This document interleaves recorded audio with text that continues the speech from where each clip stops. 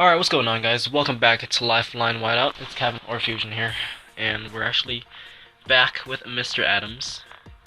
Mr. V. Adams, to be more specific, and he's actually responded to me. And when we last left off, I just told him to go see the blinking lights, and it was actually like a 20-minute delay compared to all the other like 1 or 2 minute delays in the last video. So it was a good stopping point, I guess. So I'll let you know when once I'm there. Adam's out. So now he's back. Hey friend, I can clearly see the lights now. It looks like a relay station. That's good. There's a small structure beside it. The lights I saw are on top of a large antenna. There's just one tiny problem.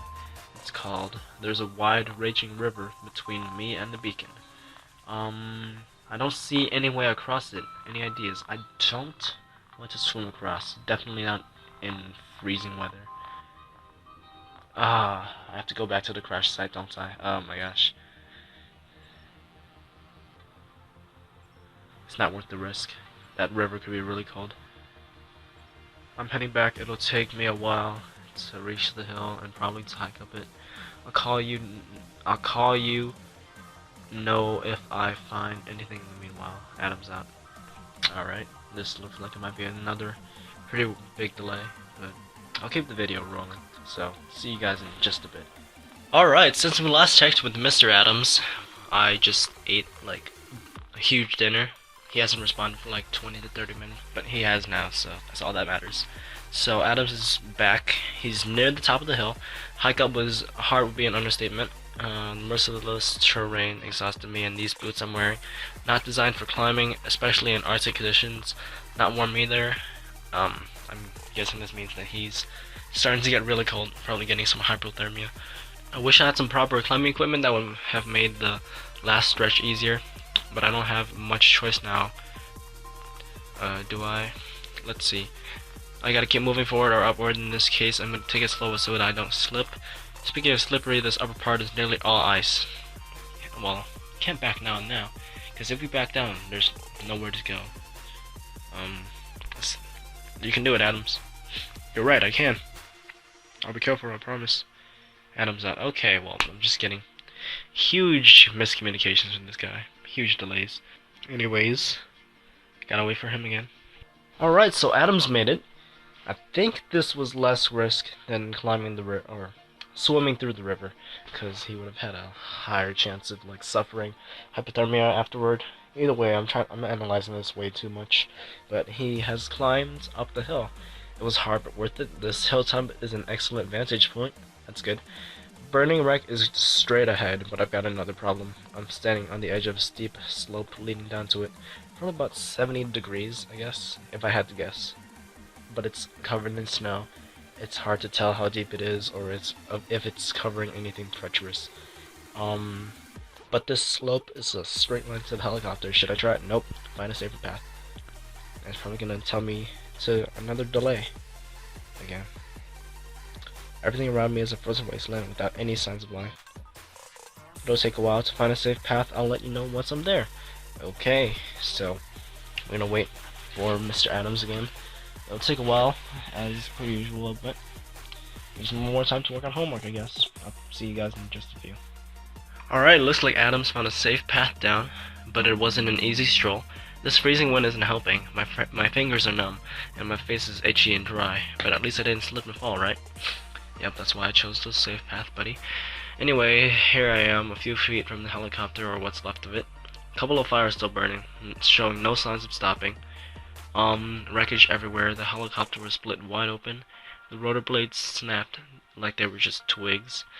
The engines are on fire, and it's made it to the cockpit, what's left of it. Looks like the fuel tanks were damaged too. That's what's fueling the fires.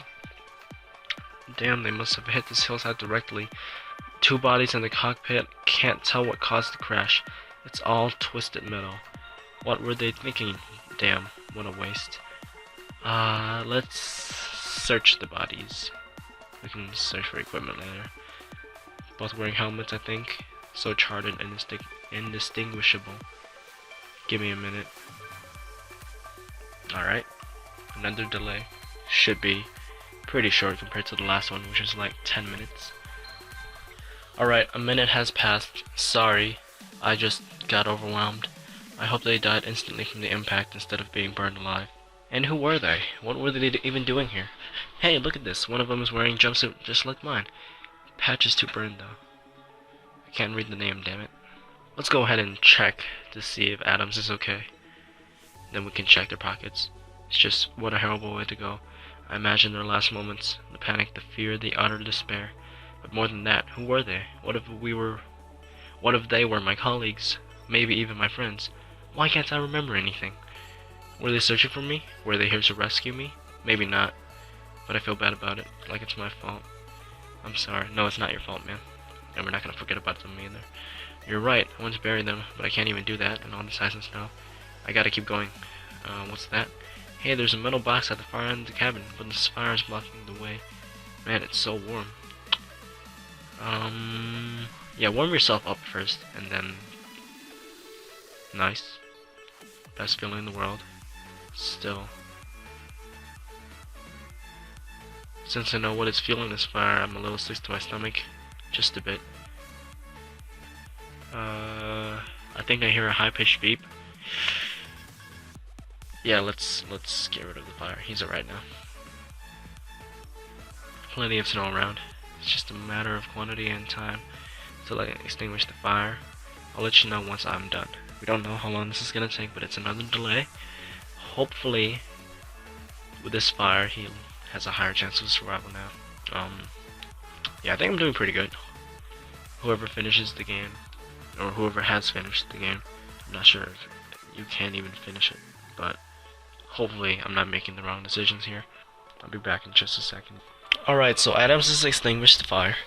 He says, I'm back. I extinguished the fire, but I can barely feel my hands from all the snow I throw on it. The box is unlocked. The first bit of luck I've had today. So I found out what was making that noise. It was a piece of surveillance equipment. I guess the beep was a malfunction or warning sound, something like that, but it's dead now. Useless. But there's more. There's a flare. That's good. I have no idea how it survived the crash. Although this is far from my forte, but if I have to guess, this is a satellite map of the area. Oh, good. It's only a part of it, but I can't be picking the situation, right? Here's the lake where I woke up, and here's the hill where I am now. Let's see now. Okay, I think I've got a better idea of where I am. There's only two other points of interest on this little map. There's a small structure about 6 miles northwest from my current location. The other is a bridge. It's maybe 2 miles southeast from here. Small structure or bridge. Why do we need to go for a bridge? Actually, hold on. If we cross the bridge, that might have been over the river that we... Okay, so... You know how we had to swim across that river before, and we chose not to? That bridge might go over the river, and then we can go over the bridge and go to the whatever flashing lights that he saw earlier. Let's go for that. Head for the bridge. It's only 2 miles away. Terrain's pretty rugged. Oh boy. It's gonna take another huge delay. Oh no. Alright. Wish me luck. Alright. Good luck, Mr. Adams. 2 miles away. That's gonna be it's gonna be pretty long. Maybe, I'd say maybe 20-30 minutes. So, be right back, everybody. Alright, so this is about like 30 to 40 minutes later. Adams has made it to the bridge, I believe. Lucky for me, the terrain's pretty flat. Coming out completely frozen snow. So other than slipping and falling a few times, I had no problems. He can see the bridge now. Give me a couple of minutes to get closer. Okay, I scouted it out. The bridge spans over a wild, cold river. It's made of metal, but it doesn't look very sturdy. It's swaying back and forth in the wind, which doesn't exactly fill me with confidence. Ice covering most of the bridge as well. No rails on the bridge. Looks pretty old. Not prepared for ice either. Those boots are pretty bad. Don't have the grip. Looks pretty slippery. One wrong step and I'll be falling headlong into that river. No climbing out of that little gorge. 60 feet deep with sheer cliffs on either side. I'd survive the fall, but I don't think I'd survive that current. If I turn back, I have nowhere to go. Cross the bridge. Very risky, but do it. Something important on the other side of this bridge, otherwise it wouldn't even be here, right? I'll call you once I'm across. If I can cross it. Adams out. Another delay. Should be a pretty short delay. 60 feet deep river. Better not fall into it. Anyways, be back in a second.